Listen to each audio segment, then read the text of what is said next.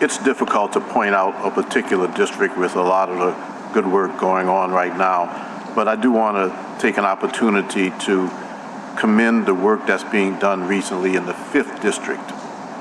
A few years ago, at this time of the year, there were 30+ murders in that district.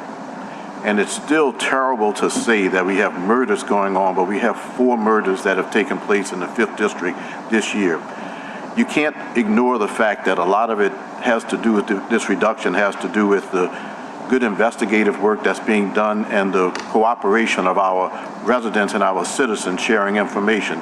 In the 5th District alone, recently we've taken down a crack creation facility, which was a car wash across from where students were participating in recreational activities. They took down in the 7th Ward a home where drug distribution and guns had become the norm, and people were calling our office all the time.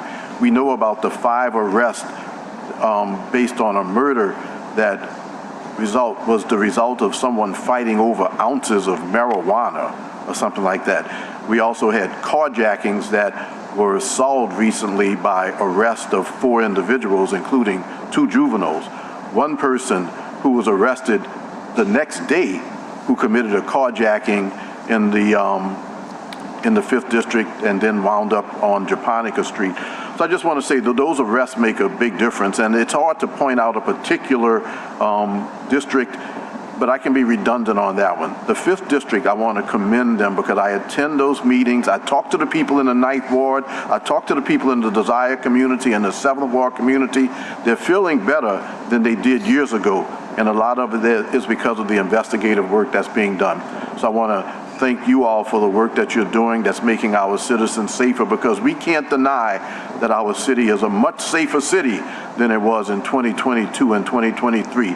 And that's the result of a combined effort, but we cannot hide the fact that arrest, and I wish that no one would get arrested because they would not commit crimes, but arrests have made a big difference in making citizens feel comfortable. In the 9th Ward, there was a time when people would not have Bible study because they would have to leave their Bible studies and hear of gunshots and their car windows broken and the like. A lot has changed. We're moving in the right direction.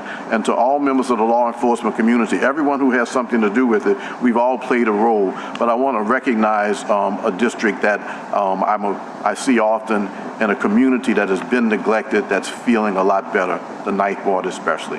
Thank you.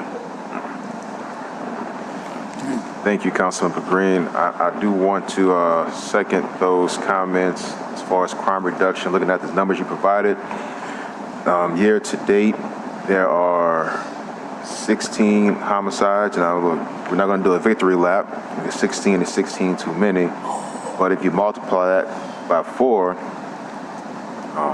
for the remaining 3 quarters, we look like we may be under 70 homicides for the year. Knock on wood, of course. Again, no victory lap, but that is a significant decrease from what we were a few short years